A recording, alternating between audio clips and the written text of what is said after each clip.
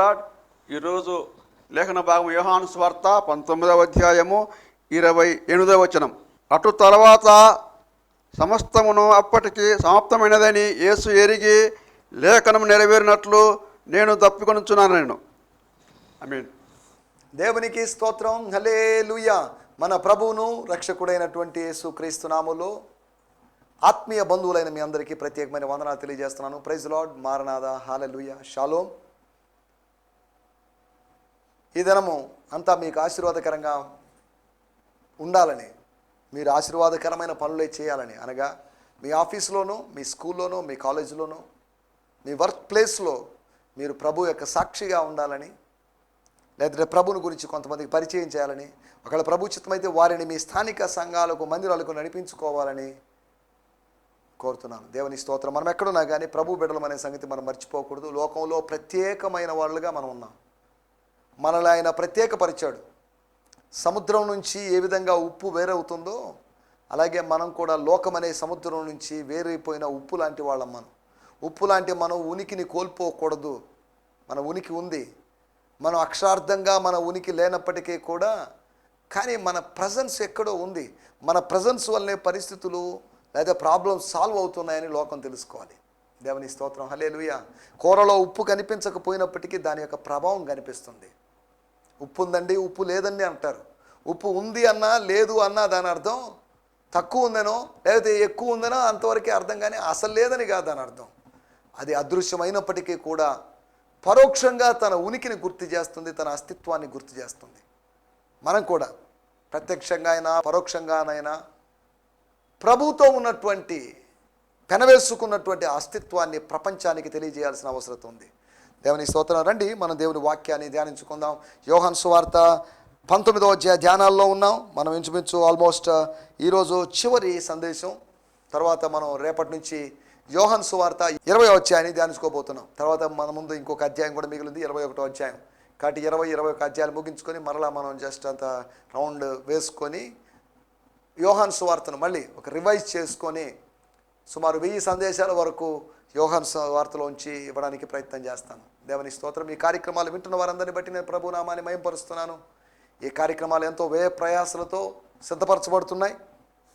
ఏదో మర్మాలు చెప్పాలని, ఏదో వేదాంతం చెప్పాలని, ఏదో థియాలజీ ఫిలాసఫీ చెప్పాలని కాదు, కానీ ప్రభు నా మనసులో ఉంచినటువంటి భావనల్ని, తలంపుల్ని మీతో పంచుకోవాలనే చిరు ప్రయత్నమే ఈ టీవీ ప్రోగ్రాం. అంతవరకే కానీ ఏదో పాపులారిటీ కోసమో పబ్లిసిటీ కోసం కానే కాదు. ఆయన హెచ్చవలసి ఉన్నది, నేను తగ్గవలసి ఉన్నది, మీరు తగ్గవలసి ఉన్నది, ప్రపంచంలో ప్రతి వ్యక్తి తగ్గవలసిన అవసరం ఉంది. దేవుని స్తోత్రం. Hallelujah. He must increase and every one should decrease. Every ministry should decrease. Decrease అంటున్నప్పుడు, తగ్గాలి అంటున్నప్పుడు, తగ్గడం అంటే అందులో మోకరించడం, లేకపోతే తగ్గిపోవడం, లేకపోతే సాగిలపడడం, లేకపోతే హంబుల్ చేయబడడం, అణిచివేయబడడం, లేకపోతే అదృశ్యమైపోవడం అనేటువంటి భావాలు ఉన్నాయి. దేవుని స్తోత్రం. హల్లెలూయా. రండి మనం దేవుని వాక్యాన్ని ధ్యానించుకుందాం. యోహాను సువార్త 19వ అధ్యాయము 28వ వచనం.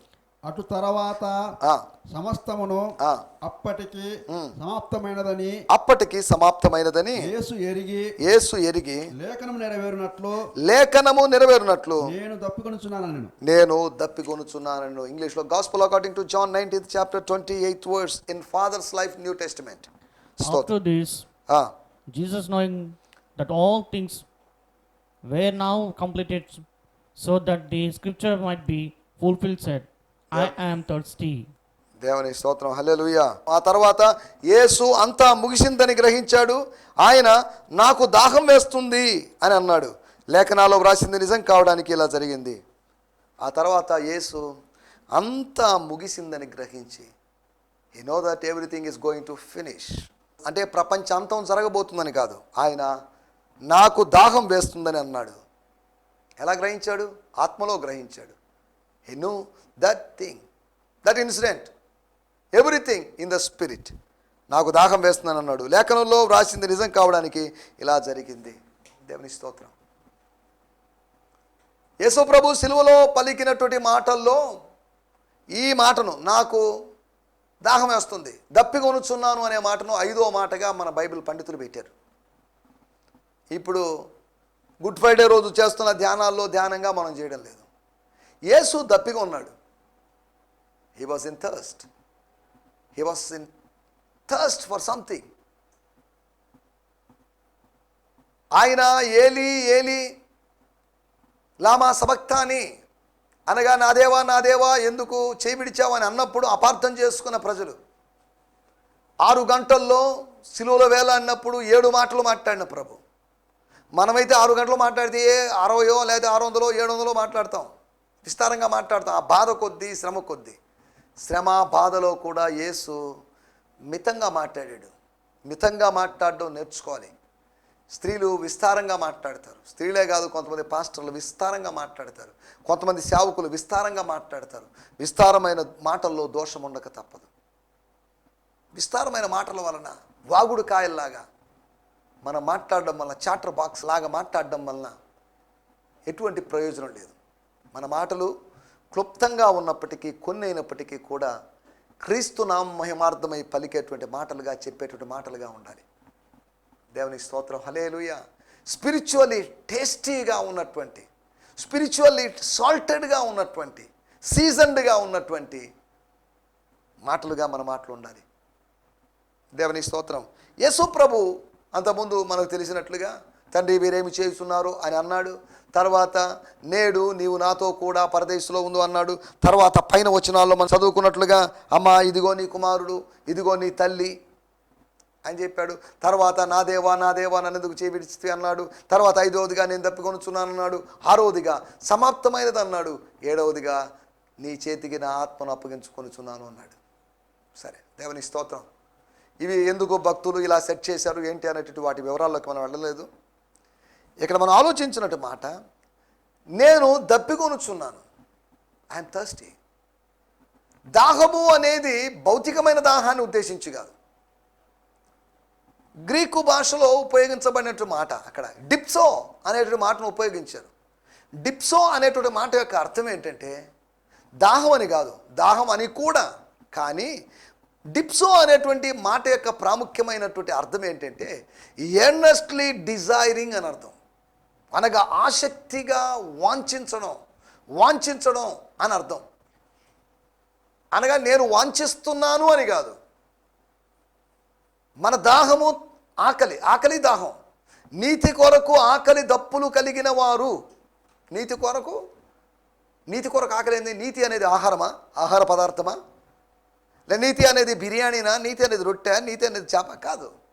నీతి కొరకు ఆకలి దప్పులు అంటే నీతి జరగాలి, నీతి ఆపాదించబడాలి అనేటువంటి దాహము, నీతిని నెరవేర్చాలి అనేటువంటి ఆ తపననే, దాన్నే, ఆ భావాన్నే, ఆ దాహాన్నే, మంచి దాహం మీద ఉన్నాడు అంటే భౌతిక సందర్భంగా లేదా భౌతికంగా చెప్పుకుంటే ఎండాకాలంలో పరిగెత్తుకొని నడిచి వచ్చి అలసిపోయాడు, దాహం, అది వేరు. యేసు ప్రభు ఎండలో ఉన్నాడు, వాస్తవమే. గత రాత్రి నుంచి ఆయన ఏమీ సేవించలేదు, శ్రమపడ్డాడు, మానసికమైన శ్రమకి గురి చేశారు వాళ్ళు.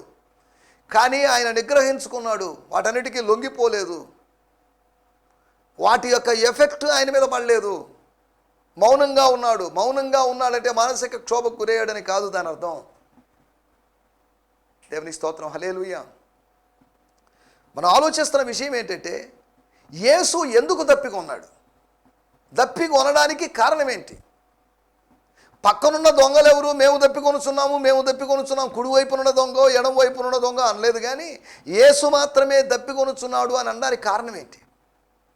వాళ్ళు అరిచారో లేదో, మరి వాళ్ళు అరిచిన దాన్ని సువార్థికులు పట్టించుకోకుండా ప్రస్తావించలేదో మనకు అవన్నీ తెలియదు. కానీ ఆ ఇద్దరు దొంగల దాహము, ఆకలి, లేకపోతే వేదన అవన్నీ పక్కన పెట్టినప్పటికీ వారు శిక్షార్హులే, వారికి శిక్ష సమంజసమే. కానీ యేసుకు అలా కాదు. లోక పాపములు ఆయన మీద మోయబడ్డాయి కనుక ఆయన అటువంటి శిక్షను అనుభవిస్తున్నాడు. మనం ఈ మాటను ఆధారంగా చేసుకొని డిప్సో అనేటువంటి మాటను అర్థంగా చేసుకొని, అనగా దప్పికొనుచున్నాను అనేటువంటి మాటను అర్థంగా చేసుకొని యేసు దాహం దేనికి? దేవుని స్తోత్రం. ఆ వచనాన్ని మనం కొద్దిగా జాగ్రత్తగా చదివితే 19వ అధ్యాయం 28వ వచనంలో రాయబడింది, లేఖనము నెరవేరునట్లు. నెంబర్ 1, నెరవేర్పు కొరకైనటువంటి దాహం. దేన్నో నెరవేర్చాలి. తాను చేసిన వాగ్దానం కాదు, తన తండ్రి తనను బట్టి చేసిన వాగ్దానం. తనను పంపినవాడు తాను నెరవేరుస్తాడు అని ఆశించి ఎదురు చూస్తున్నటువంటి ప్రవచనం. గత ఎపిసోడ్లో కూడా నేను మీకు జ్ఞాపకం చేశాను. సుమారు 20కి పైగా లేదా 30 వరకు ఉన్నటువంటి ప్రవచనాలు యేసు ప్రభు ఒక్క రోజే నెరవేర్చాడు.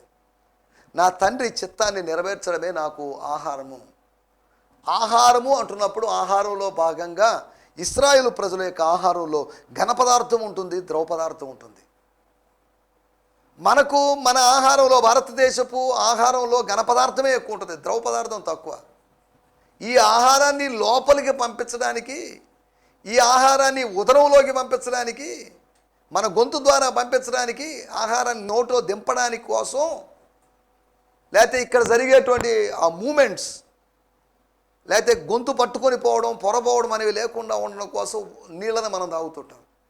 ఆ పెరిస్టాల్టిక్ మూమెంట్ అది జరగడం కోసం, ఆహారం సాఫీగా లోపలికి వెళ్ళడం కోసం మనం నీళ్ళు తాగిస్తాం. కానీ వాళ్ళు ఈ సాలిడ్ అండ్ లిక్విడ్ని మిక్సింగ్ అని కాదు, మిక్సింగ్ కూడా ఉంటుంది. ఉదాహరణకు పస్కా సమయంలో రొట్టెను ముంచి ఆ ద్రవములో, ద్రావకంలో, ఆ లిక్విడ్లో, ఆ సూప్లో వాళ్ళు ముంచుకొని తినేవాళ్ళు. అనగా చేదు కూరలతో చేసినటువంటి ఆ సూప్తో. సరే, దేవుని స్తోత్రం, అది చికెన్ సూపా లేకపోతే ల్యాంబ్ సూపా అనేటువంటి వివరాల్లోకి వెళ్ళడం లేదు. నా మాటలకు ఉద్దేశం వారి యొక్క ఆహార పరిస్థితి, మనొక ఆహార పరిస్థితి. ద్రవ పదార్థం మనం ఆహారం తర్వాత, లేకపోతే నీటిని ఆహారం తర్వాత, లేకపోతే మధ్య మధ్యలో అప్పుడు ఒక సిప్పు 2 సిప్పులు అలా చేస్తుంటాం. ఆ పాయింట్ ఏంటి అంటే, యేసు ప్రభు యొక్క దాహము దేని కొరకు అంటే, నంబర్ 1 ఆయన యొక్క దాహము నెరవేర్చడానికి. To fulfil the scriptures he got thirst. సమరయ స్త్రీతో సంభాషించిన తర్వాత శిష్యుల సమక్షంలో శిష్యులు, ప్రభువా భోంచేయి ప్రభువా, it's too late, it's a time to eat, it's a food time అని అన్నప్పుడు, no sorry, I'm satisfied, I'm full, నేను నింపబడ్డాను, తండ్రి చిత్తము నెరవేర్చాను. ఇంతకుముందు యూదయలో నెరవేర్చాను, ఇంతకుముందు గలిలయలో నెరవేర్చాను, నన్ను పంపిన వాడు కృపను అనుగ్రహించాడు కనుక ఈ సమరయలో ఆయన చిత్తాన్ని నేను నెరవేర్చాను. నా ఆత్మ సంబంధంగా నా కడుపు నిండిపోయింది. అక్షరార్థంగా ఆయన కడుపు నిండలేదు, ఆత్మ సంబంధంగా కడుపు నిండింది. ఇంకా ఆయన చెప్తున్నాడు, I'm still eating, you didn't eat so far, మీరు తినలేదు ఇప్పటిదాకా, కానీ నేను తింటూ ఉన్నాను. I'm eating. అనగా దైవ చిత్తాన్ని నెరవేర్చడం, దేవుని చిత్తాన్ని నెరవేర్చడం అనేటువంటి ఆహారాన్ని భుజిస్తూ ఉన్నాను. మీకు తెలియని ఆహారం నాకుంది. ఆత్మ సంబంధికి, లోక సంబంధికి తెలియని ఆహారం ఉంటుంది. ఆత్మ సంబంధి ఆహారం వేరు, లోక సంబంధి ఆహారం వేరు. ఆత్మ సంబంధి ఆహారము వాక్యం, లోక సంబంధి ఆహారము వెజిటేరియనో నాన్ వెజిటేరియనో ఫుడ్. ఆత్మ సంబంధి యొక్క వస్త్రధారణ వేరు, శరీర సంబంధి యొక్క వస్త్రధారణ వేరు. ఆత్మ సంబంధం యొక్క వస్త్రధారణ, ఆయన దీన మనసును వస్త్రంగా ధరించుకుంటాడు, యేసును వస్త్రంగా ధరించుకుంటాడు. శరీర సంబంధి భౌతికమైనటువంటి ప్యాంట్లు, షర్ట్లు, లేకపోతే హంగామాగా ఉన్నటువంటి కాస్ట్లీ బ్లేజర్స్, లేదా ఇంకా ఏదేదో. చూడండి, సౌలు వస్త్రాలు దావీదుకు సరిపోలేదు. దావీదు అందుకని సౌలు వస్త్రాలకి, సౌలు యొక్క ఏమంటారు అంగీలో లేకపోతే వాటికి యుద్ధ వస్త్రాలకి సారీ అని చెప్పాడు. వద్దండి, అది నాకు సెట్ కాదు, నాకు వాడుకోలేదండి అని అన్నాడు. అనగా సౌలు శరీర సంబంధిగా ఉన్నాడు, దావీదు ఆత్మ సంబంధి. సౌలు వస్త్రాలు దావీదుకు సరిపోవు. ఆత్మ సంబంధమైన దానికి, శరీర సంబంధమానికి చాలా తేడా ఉంది. రెండు ఒకటే కాదు, ఒకటిలాగా కనిపిస్తుందేమో కొంతమందికి, కానీ there is a lot of difference between spiritual and secular.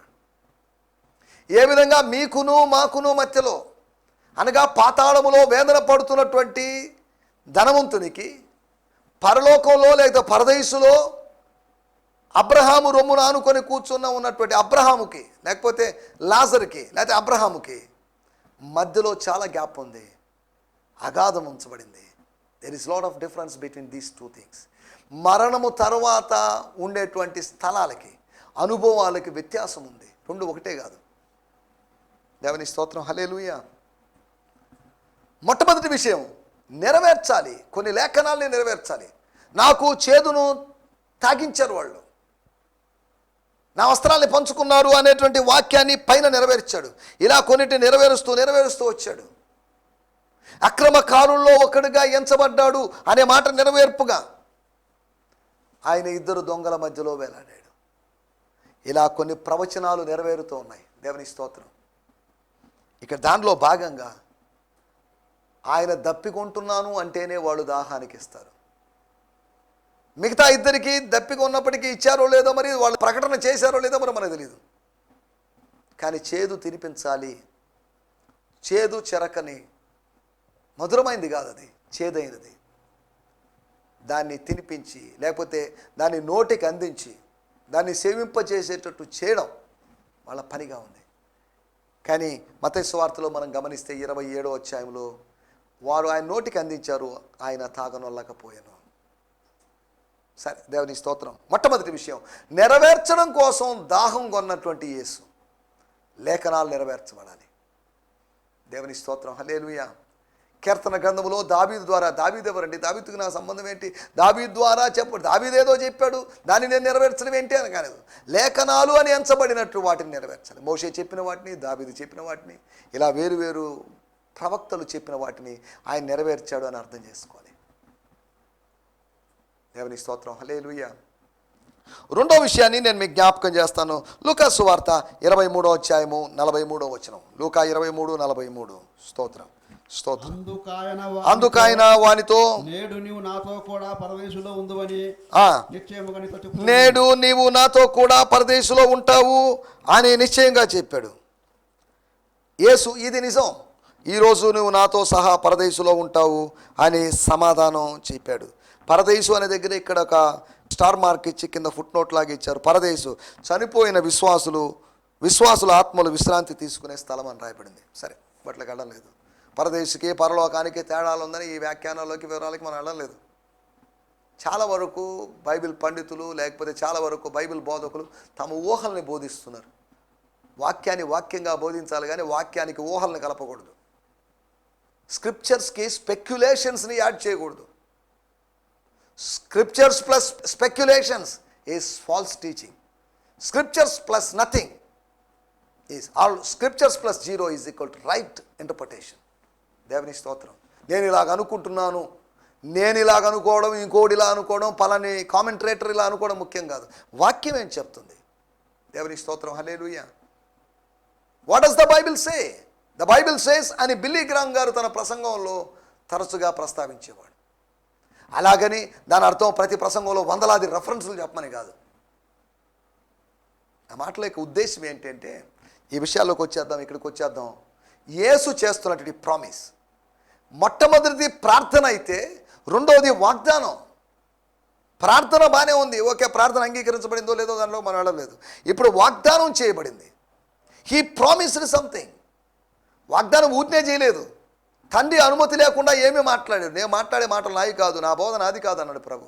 అనగా తండ్రి ప్రామిస్ చేయమని ప్రేరేపించాడు కాబట్టి, తండ్రి వాగ్దానం చేయమని ఆయనకు ఒక ప్రేరణ ఇచ్చాడు కాబట్టి, బాబు డోంట్ వర్రీ, నువ్వు ఇలా అడిగావు కనుక ఒకటి మాత్రం గుర్తుపెట్టుకో, I will take you to paradise, I will take you to heaven, I will take you to be with మీ.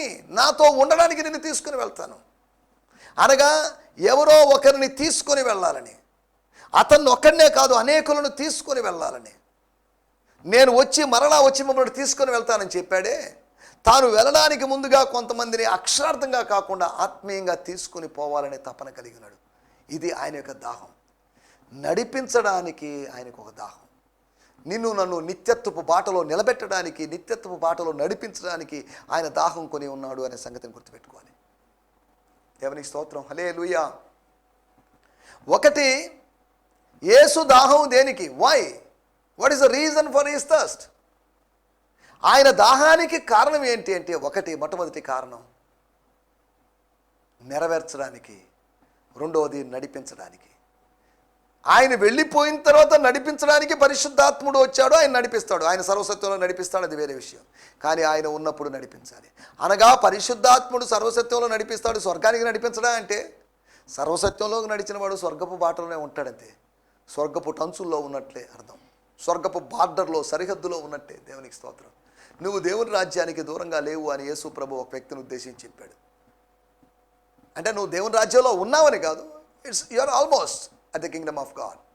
ఆ కాన్సెప్ట్కి దగ్గరగా ఉన్నావు అనడం యేసు ప్రభు యొక్క ఉద్దేశం. స్తోత్రం. హల్లెలూయా. ఈ సమయంలో మనం ఆలోచిస్తున్నటువంటి మొట్టమొదటి మాట ఏంటంటే, నెరవేర్చడానికి ఆయన దప్పిగా ఉన్నాడు. రెండోది ఆయన నడిపించడానికి, ఆత్మ సంబంధంగా నడిపించడానికి. 12 మంది శిష్యుల్లో 11 మంది శిష్యులను చేయబట్టుకొని అక్షరార్థంగా నడిపించడానికి కాదు, కానీ కొంతమందిని నిత్యత్వపు విధానంలోకి, నిత్యత్వపు లైఫ్ స్టైల్లోకి, నిత్యత్వపు జీవన శైలిలోకి నడిపించడానికి. స్తోత్రం, హల్లెలూయా. డోంట్ వరీ నా సహోదరుడా, నా కుమారుడా, డోంట్ వరీ. నువ్వు నాతో కూడా పరదేశంలో ఉంటావు. నువ్వు సమాధిలో ఉంటావని కాదు, నువ్వు నాతో కూడా పరదేశంలో ఉంటావు. నేను సమాధిలో ఉంటాను కాబట్టి నాతో కూడా నువ్వు సమాధిలో ఉంటావని కాదు. నో, నువ్వు ఒక ఎక్స్పీరియన్స్లో ఉండబోతున్నావు. నేను ఉండబోయేటువంటి ఎక్స్పీరియన్స్లో, ఆ అనుభవంలో, ఆత్మ సంబంధమైన అనుభవంలో. దేవుని స్తోత్రం, హల్లెలూయా. మూడో విషయాన్ని నేను మీకు లేఖనాల నుంచి జ్ఞాపకం చేస్తాను. స్తోత్రం. లూకా సువార్త 12వ అధ్యాయము 49వ వచనం. నేను భూమి మీద అగ్ని వేయవచ్చి అది ఇదివరకే రగులుకొని మండవలనని ఎంతో కోరుచున్నాను. దేవుని స్తోత్రం, హల్లెలూయా. నేను ఈ భూమి మీద అగ్ని వేయడానికి వచ్చాను. యేసు వచ్చాడట. The purpose of his incarnation, ఆయన నరావతారిగా రావడానికి కారణం, ఆ అగ్ని ఇదివరకే రగిలి ఉండాలని ఆశించాను. దేవుని స్తోత్రం. నేను భూమి మీదకి ఎందుకు వచ్చాను అనుకుంటున్నారు? నా భూమి మీద రావడం గురించినటువంటి మిస్కాన్సెప్షన్ మీ మైండ్లో ఉంది అన్నట్టుగా ఇక్కడ చెప్పాడు. ఎక్కడ? 30వ వచనం, 31వ వచనం. స్తోత్రం. నేను భూమి మీద అగ్ని వేయడానికి వచ్చాను. సరే, ప్రశ్న, 3.5 సంవత్సరాల్లో ఎక్కడైనా అగ్ని వేశాడా? ఆయన అక్షరార్థమైన అగ్ని ఎక్కడ వేయలేదు. ఆత్మ సంబంధమైన అగ్నిని, అనగా మంట పుట్టించాడు, రగిలించాడు అని అర్థం చేసుకోవాలి. ఆయన వారితో మాట్లాడుచుండగా వారి హృదయములు మండెను. దేవుని స్తోత్రం, హల్లెలూయా. గుర్తుపెట్టుకుందాం, మనల్ని మండించడానికి, మనల్ని రగిలించడానికి, he wants us to kindle us, rekindle us, reflame us or revive us. దేవుని స్తోత్రం, హల్లెలూయా. మనల్ని మండించడానికి, నిన్ను నన్ను ఆరిపోతున్నటువంటి, కొడిగడుతున్నటువంటి దీపాలమైనటువంటి మనకు, కొడిగడుతున్న క్రైస్తవ జీవితాలతో ఉన్నటువంటి మనకు ఒక నూతనమైన వెలుగునివ్వడానికి, మనల్ని మరింతగా వెలిగించడానికి, మనల్ని ఆత్మ నూనెతో నింపి ఆత్మ సంబంధమైన అంధకారంలో ఉన్న వారికి వెలుగును అనుగ్రహించడానికి. ఇంకా చెప్పాలంటే భూమి మీద అగ్ని వేయడానికి వచ్చానంటే, I have come to this world to spread the fire, అనగా అగ్ని చేత నింపడానికి. అక్షరార్థమైన అగ్ని అక్కడ ఇక్కడ వేస్తే మొత్తం కాలి బూడిదైపోతుంది. కానీ I want to put spiritual fire. Fire అంటున్నప్పుడు గాడ్స్ ప్రజెన్స్, దేవ సాన్నిధ్యానికి గుర్తుగా ఉంది. ఎలానగా మన దేవుడు దహించు అగ్ని ఉన్నాడు. గాడ్స్ ప్రజెన్స్, దేవుని ఆత్మకు దహించు ఆత్మ అని పేరు. దేవుడు దహించు అగ్ని, పరిశుద్ధాత్ముడు దహించు ఆత్మ అని యెషయా గ్రంథము 4వ అధ్యాయంలో మనం చూస్తున్నాం. మూడో విషయం, ఆయన నింపడానికి దప్పిగా ఉన్నాడు. కొంతమంది నింపబడాలి. యేసు ప్రభు నీతిమంతుడు, అవును, he's a righteous person, he's a just man అనేటువంటి అవగాహన కలిగి ఉండాలి. ఆ సత్యాన్ని గురించినటువంటి మంట వాళ్ళలో ఉండాలి. ఒక శతాధిపతి అటువంటి మంట, అటువంటి అవగాహనతో నింపబడ్డాడు. ఈయన నిజముగా దేవుని కుమారుడు. He's truly son of living God. దేవుని స్తోత్రం, హల్లెలూయా. మూడో విషయం, ఆయన నింపడానికి తప్పించిపోయాడు, నింపడానికి దప్పిగా ఉన్నాడు. సాధారణంగా మనం దప్పిగా ఉన్నాము అంటే నింపుకోవడానికే. నీళ్ళు ఇవ్వండి అని ఆ అలసట మీద, దాహం మీద ఫుల్గా 1 గ్లాసు, 2 గ్లాసులో, 3 గ్లాసులో తాగేస్తాం. లేదా 1 లీటర్ బాటిల్ అలాగే పైకి లేపేసి దించకుండా మనం తాగేస్తాం. నింపుకుంటున్నాం. నీ బాడీలో వాటర్ లెవెల్ తగ్గింది, ఆ లెవెల్ని మనం పెంచుకుంటున్నాం. నింపుకోవడం. ఒకటి, ఆయన నెరవేర్చడానికి దప్పిగా ఉన్నాడు. రెండోది, ఆయన నడిపించడానికి దప్పిగా ఉన్నాడు. మూడోది, ఆయన నింపడానికి దప్పిగా ఉన్నాడు. పరిశుద్ధాత్మ బాప్తీసం అని చెప్పిన తర్వాత ఆయన అగ్నితో బాప్తీసము అని అన్నాడు. దేవుని స్తోత్రం, హల్లెలూయా. మోర్ ఫిల్లింగ్ని ఉద్దేశించే చెప్పాడు, కానీ ఇంకో మరో విధంగా అంత్య దినాల్లో జరగబట్టి తీర్పును ఉద్దేశించి చెప్పాడు. వాటిలోకి వెళ్ళలేదు మనం. 4వ విషయం, లేకపోతే చివరి విషయాన్ని మీకు జ్ఞాపకం చేస్తాను. యోహాను సువార్త 19వ అధ్యాయము 30వ వచనం. స్తోత్రం, స్తోత్రం. యేసు ఆ, ఆ చిరక పుచ్చుకొని యేసు వారు ఇచ్చినటువంటి, వారు అందించినటువంటి పెదాలకు తగిలించినటువంటి ఆ చెరకును పుచ్చుకొని అనగా తీసుకొని సమాప్తమైనదని చెప్పి తల వంచి ఆత్మను అప్పగించెను. సమాప్తమైందని చెప్పాడు. It's finish. టెటిలోస్టాయ్, ఇట్స్ ఫినిష్. అయిపోయింది, విజయం సాధించాను. దేవుని స్తోత్రం, హల్లెలూయా. ఒకవేళ ఇలా చెప్తున్నప్పుడు యేసు ప్రభు యొక్క చెవుల్లోకి ఆత్మ సంబంధంగా ఆత్మస్వరూపి అయినటువంటి తండ్రి దేవుడు చెవులో ఒక గుసగుస విస్పరింగ్ చేశాడేమో, నా కుమారుడా, వెల్ డన్, సబాష్, very good, you did a great job అని ఆయనకు ఆత్మలో చెప్పింటాడు. సరే, దేవుని స్తోత్రం, హల్లెలూయా. నాలుగో విషయము, ఆయన నిష్క్రమించడానికి తప్పించాడు, దప్పికొన్నాడు, వెళ్ళిపోవడానికి, నిర్గమనం జరిగించడానికి. ఆయన నిర్గమనం ఎలా ఉంటుంది ఏంటి అనే దాని గురించి మాట్లాడడానికి మోషే, ఏలియాలు రూపాంతరపు కొండ మీద వచ్చినట్టు మనకు తెలుసు. వాళ్ళు వచ్చి, ఏంది నీ మినిస్ట్రీలో ఇలా జరుగుతుంది, నీ మినిస్ట్రీలో వచ్చిన రూమర్స్ ఏంటి, నీ మినిస్ట్రీలో మంచి వాళ్ళు సెట్ చేసుకోలేదే, యూదా ఇస్కరియోతును ఎందుకు పెట్టుకున్నావు అనే వాదనల కోసం రాలేదు. వారు వచ్చారు, ఆయన యొక్క నిర్గమనం గురించి మాట్లాడుతున్నారు. నీవు నీ తండ్రి దగ్గరికి వెళ్ళిపోతావు, మనం అక్కడ కలుసుకుంటాం, లేకపోతే మనందరం అక్కడ ఉందాం, నువ్వు, మేము, లేకపోతే ఈ శిష్యులు, రాబోయే దినాల్లో భక్తులు, వీళ్ళందరూ కలుసుకొని ఉంటాం. యేసు ప్రభు యొక్క నిర్గమనం గురించి వాళ్ళు మాట్లాడుతున్నారు. నా మాటలు నేను ఇక్కడ ముగిస్తున్నాను. 4 విషయాలు మీకు గుర్తు చేశాను. యేసు ప్రభు ఎందుకు దప్పికొన్నాడని. ఒకటి, ఆయన నెరవేర్చడానికి దప్పికొన్నాడు. రెండోది, ఆయన దేనికి దప్పికొన్నాడు అంటే నడిపించడానికి దప్పికొన్నాడు. మూడవది, ఆయన నింపడానికి దప్పికొన్నాడు. నాలుగవదిగా, ఆయన నిర్గమనం చేయడానికి, లేకపోతే నిష్క్రమించడానికి, ఈ లోకాన్ని విడిచిపెట్టడానికి తన ఇది చెప్పిన తర్వాత, చెరకను అంగీకరించిన తర్వాత, యాక్సెప్ట్ చేసిన తర్వాత ఆయన తన ప్రాణాన్ని అర్పించాడు. అనగా తల వంచి తన ప్రాణాన్ని అర్పించాడు, అనగా చనిపోయాడు. యేసుప్రభు శిలువలో చనిపోయాడని సువార్తికులు స్పష్టంగా చెప్తుంటే కొంతమంది బుద్ధి లేని వాళ్ళు యేసుప్రభు చనిపోలేదని చెప్తున్నారు. స్తోత్రం. దయచేసి స్థలంలో ఉంచండి, చిన్న ప్రార్థన చేసుకుందాం. ప్రభువా, మా కొరకు దప్పికొన్నావు, అందును బట్టి మీకు వందనం చెల్లిస్తున్నాం. నీ దాహాన్ని మేము అర్థం చేసుకుంటున్నాం, నీ తపనని, నీ ఆశని, నీ మనసులో ఉన్న వాంఛని మేము అర్థం చేసుకుంటున్నాం. ఆ డిప్సో అనేటువంటి అనుభవాన్ని మేము అర్థం చేసుకుంటున్నాం.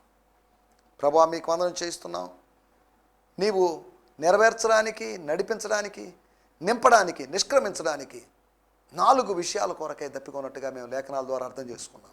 మాకు మరింత అవగాహన కలుగు చేయమని యేసు క్రీస్తు నామములోనే ప్రార్థించడుగుతున్నాం పరమ తండ్రి. ఆమేన్, ఆమేన్. దేవుని స్తోత్రం, హల్లెలూయా. ప్రభు మిమ్మల్ని దీవించుగాక. ఈ సందేశము మీకు ఆశీర్వాదకరంగా ఉందని నమ్ముచున్నాము. ప్రార్థన అవసరతల కొరకు మమ్మల్ని సంప్రదించవలసిన మా చిరునామా గిద్యోన్ మిషన్ చర్చ్, 6వ వీధి, శాంతినగర్, నెల్లూరు 4, ఆంధ్రప్రదేశ్. పిన్ 524004. మా ఫోన్ నంబర్లు 7036443613 మరి ఒక నంబర్ 9392293010. మా ఈమెయిల్ ఐడి gfihmi2015@gmail.com. దేవుడు మిమ్మును ఆశీర్వదించునుగాక. ఆమేన్.